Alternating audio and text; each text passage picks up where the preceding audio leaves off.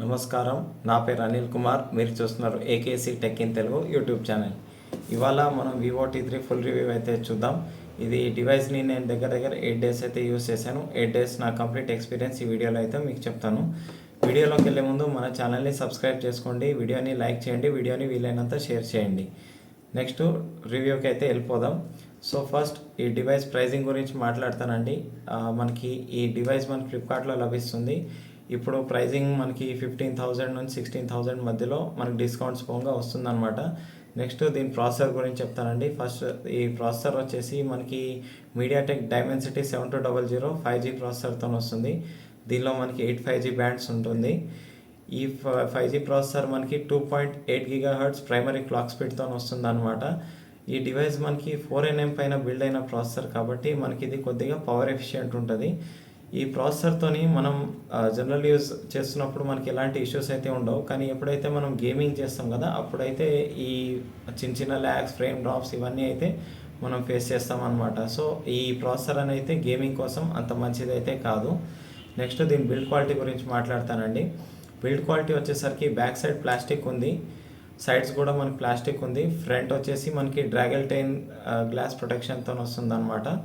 So ఇదండి దీని build quality. మనము ఒకవేళ కేస్ తీసేసి మనం జనరల్ యూస్ చేస్తుంటే మనకి ఏంటంటే ఇప్పుడు ప్లాస్టిక్ బిల్డ్ క్వాలిటీ ఉండడం వల్ల మనకి ఏమనిపిస్తుందంటే ఇది కొంచెం బిల్డ్ క్వాలిటీ అనేది కొంచెం చీప్గా అనిపిస్తుంది అనమాట. ప్లస్ ఇంకోటి ఏంటంటే మనకి ఇది ప్లాస్టిక్ బిల్డ్ క్వాలిటీతో వస్తుంది కంప్లీట్గా, కాబట్టి మనకి ఇది చాలా లైట్ వెయిట్గా ఉంది. దీని వెయిట్ వచ్చేసరికి మనకి 190 grams వరకు అయితే ఉంది అనమాట. సో అదండి దీని బిల్డ్ క్వాలిటీ వచ్చేసి.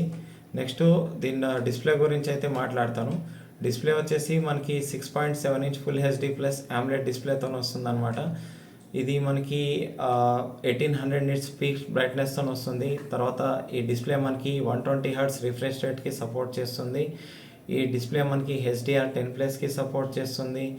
ఈ డిస్ప్లే మనకి వైడ్ వన్ L1కి కూడా సపోర్ట్ చేస్తుంది అనమాట. సో మనం ఏంటంటే అమెజాన్, నెట్ఫ్లిక్స్ ఇలాంటివన్నీ మనం హెచ్డి కంటెంట్లో అయితే కన్జ్యూమ్ చేసుకోవచ్చు అనమాట. ఈ డిస్ప్లే ఇంకోటి ఏంటంటే మనకి 8-bit ప్యానల్ అండి, ఇది 10-bit ప్యానల్ అయితే కాదు. నెక్స్ట్ దీని ఆడియో డిపార్ట్మెంట్ గురించి మాట్లాడతాను. ఆడియో డిపార్ట్మెంట్లో వచ్చేసి మనకి ఇది స్టీరియో స్పీకర్స్తో వస్తుంది. మనకి ఏదైతే ఈ స్టీరియో స్పీకర్స్ ఉన్నాయో దీనిలో ఈ బాటమ్ ఫైరింగ్ స్పీకర్ నుంచి 60% వరకు అయితే వాల్యూమ్ వస్తుంది. ఈ సెకండరీ స్పీకర్ ఏదైతే ఇయర్ పీస్ ఉందో అదే మనకి సెకండరీ స్పీకర్ అనమాట. ఇది దీనిలో నుంచి మనకి దగ్గర 40% వరకు అయితే వాల్యూమ్ వస్తుంది. సో స్టీరియో ఎఫెక్ట్ అయితే బాగానే ఉంది, మరి అంత ప్రాబ్లం అయితే ఏం లేదు. నెక్స్ట్ ఈ ఫోన్ మనకి హైరేజ్ ఆడియో సర్టిఫికేషన్ కూడా పొందిందండి. నెక్స్ట్ వచ్చేసి మనకి దీనిలో డాల్బీ అట్మాస్ లేదు, తర్వాత 3.5mm జాక్ కూడా లేదు. ఇంకా నెక్స్ట్ వచ్చేసరికి call quality and signal reception గురించి మాట్లాడితే నేను ఇయర్ పీస్ నుంచి చాలాసేపు వరకు అయితే కాల్స్ అయితే తీసుకున్నానండి. కాల్స్ పరంగా ఎలాంటి ఇష్యూస్ లేవు, క్రిస్టల్ క్లియర్గా ఉంది, ఏం ప్రాబ్లం అయితే లేదు. సిగ్నల్ రిసెప్షన్ కూడా పర్వాలేదు, మనకి జియో కానీ ఎయిర్టెల్ కానీ 5G చాలా బాగుంది. నేను ఎయిర్టెల్, జియో రెండైతే యూస్ చేశాను ఈ ఫోన్లో. నాకైతే మనకి ఏదైతే సిగ్నల్ రిసెప్షన్ ఉందో చాలా బాగా అనిపించింది, ఏం ప్రాబ్లం అయితే లేదు. నెక్స్ట్ వచ్చేసరికి మనకి బ్యాటరీ డిపార్ట్మెంట్. బ్యాటరీ వచ్చేసి మనకి ఇది 5000 mAh బ్యాటరీతో వస్తుందండి. 44 watt ఫ్లాష్ ఛార్జింగ్ సపోర్ట్తో వస్తుంది. ఆ 44 watt ఫాస్ట్ ఛార్జర్ కూడా మన బాక్స్లోనే ఇంక్లూడ్ చేశారు. సో మనకి ఛార్జింగ్ టైం వచ్చేసరికి 0 to 100% వచ్చేసి మనకి దగ్గర 1 hour నుంచి 1 hour 20 minutes లోపు అయితే ఫుల్ ఛార్జ్ అయిపోతుంది. డిశ్చార్జ్ వచ్చేసరికి మనకి దగ్గర 5.5 hours to 6 hours వరకు అయితే స్క్రీన్ ఆన్ టైం అయితే ఈ మొబైల్లో మనకి లభిస్తుంది. నెక్స్ట్ వచ్చేసరికి మనకి దీని యూఐ గురించి ఒకసారి మాట్లాడతానండి. యూఐ వచ్చేసి మనకి FunTouch OS 14 మీద మనకి అవుట్ ఆఫ్ బాక్స్ అయితే వచ్చింది. ఇప్పుడు దాన్ని నేను ఆండ్రాయిడ్ 14లో కూడా మనకి ఏదైతే మనకి ఆండ్రాయిడ్ వర్షన్ ఉంటుందో అది కూడా మనకి ఆండ్రాయిడ్ 14తో వచ్చింది అనమాట అవుట్ ఆఫ్ ద బాక్స్. తర్వాత నేను అప్డేట్ చేసుకున్నాను. సో FunTouch OS 15 అండ్ మనకి ఆండ్రాయిడ్ వర్షన్ 15 అయితే ఇప్పుడు దీనిలో ఇన్స్టాల్ చేశాను. సో యూఐ అనేది కొంచెం స్మూత్ అయిందనమాట మనకి ఆండ్రాయిడ్ 14తో కంపేర్ చేస్తే. నెక్స్ట్ వచ్చేసరికి మనకి దీనిలో కొన్ని అడిషనల్ ఫీచర్స్ ఉంటాయి. ఫర్ ఎగ్జాంపుల్ ఈ యూఐ మనకి కస్టమ్ యూఐ కాబట్టి మనకి డ్యూయల్ యాప్స్ అన్నీ సపోర్ట్ చేస్తుంది అనమాట. Like dual WhatsApp, dual Facebook, dual Instagram, next వచ్చేసరికి మనకి ఏదైతే డైలర్ ఉంటుందో ఈ మొబైల్లో, ఈ డైలర్ వచ్చేసి మనకి వివో కస్టమ్ డైలర్ అనమాట. ఈ కస్టమ్ డైలర్ ఉండడం వల్ల మనకి ఏంటంటే, మనకి ఎప్పుడన్నా ఎవరితోనైనా కాల్ మాట్లాడి కాల్ రికార్డ్ చేసుకున్నాం అనుకోండి, అవతల వాళ్ళకైతే తెలియదు అనమాట మనం కాల్ రికార్డ్ చేస్తున్నట్టు. సో అదనమాట దీని ఫీచర్స్ వచ్చేసి. నెక్స్ట్ వచ్చేసి మెయిన్గా దీనిలో ఇంకా కొన్ని అడిషనల్ ఫీచర్స్ ఉన్నాయండి, అవి కూడా ఒకసారి చెప్తాను. అదేంటంటే మనకి ఈ మొబైల్ వచ్చేసి LPDDR4X ర్యామ్తో వస్తుంది. యూఎఫ్ఎస్ స్టోరేజ్ స్పీడ్ వచ్చేసరికి UFS 2.2 స్టోరేజ్ స్పీడ్తో వస్తుంది. తర్వాత దీనిలో వాటర్ రెసిస్టెంట్ వచ్చేసరికి IP55 స్ప్లాష్ రెసిస్టెంట్ ఉంటుందన్నమాట.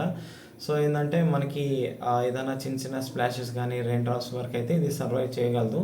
నెక్స్ట్ వచ్చేసి మనకి ఇది Wi-Fi 6కి సపోర్ట్ చేస్తుంది, బ్లూటూత్ వర్షన్ 5.3కి సపోర్ట్ చేస్తుంది. దీనిలో మనకి సెన్సార్స్ అయితే అన్నీ ఉన్నాయండి. For example accelerometer, proximity, gyroscope అన్ని సెన్సార్స్ అయితే ఉన్నాయండి. ఏం ప్రాబ్లం అయితే లేదు. సెన్సార్స్ అయితే ఎలాంటివి మనకి ఈ మొబైల్ అయితే స్కిప్ చేయలేదన్నమాట. నెక్స్ట్ మనం కెమెరా డిపార్ట్మెంట్ గురించి అయితే మాట్లాడదాం. ఈ కెమెరా ఏదైతే మనకి వీడియో శాంపుల్స్ ఉన్నాయో, ఇంకా ఫొటోస్ ఏవైతే ఉన్నాయో నేను మీకు గూగుల్ డ్రైవ్ లింక్ ద్వారా డిస్క్రిప్షన్లో అయితే ప్రొవైడ్ చేస్తాను. సో దాని నుంచి మీరు త్రూగా చెక్ చేయండి. సో మీకు ఒరిజినల్ క్వాలిటీ ఏదైతే ఉందో అందులో అదే ఉంటుంది కాబట్టి మీరు దాన్ని డౌన్లోడ్ చేసుకొని చెక్ చేసుకోండి. మీకు ఒక కెమెరా గురించి ఒక క్లారిటీ అయితే వస్తుందన్నమాట. సో కెమెరా స్పెసిఫికేషన్స్ అండ్ దాని గురించి నేను ఇప్పుడు డీటెయిల్గా మాట్లాడతాను. సో మెయిన్ కెమెరా వచ్చేసి 50 మెగాపిక్సెల్ f1.8 అపర్చర్తో వస్తుందండి.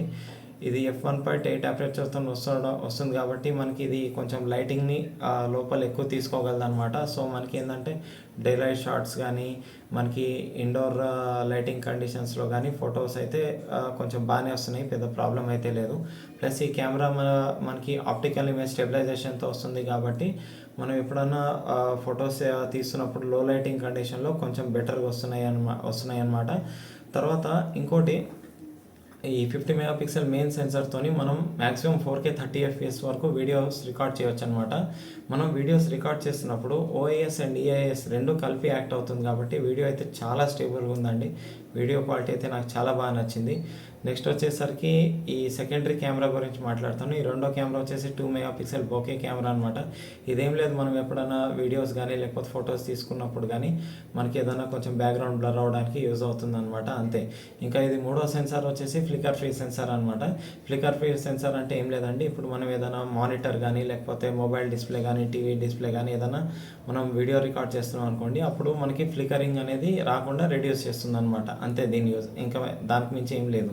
నెక్స్ట్ ఫ్రంట్ ఫేసింగ్ కెమెరాకి వచ్చేసరికి మనకి ఇది 16 మెగాపిక్సెల్ ఫ్రంట్ ఫేసింగ్ కెమెరా అండి. ఇది f2.0 అపర్చర్తో వస్తుంది.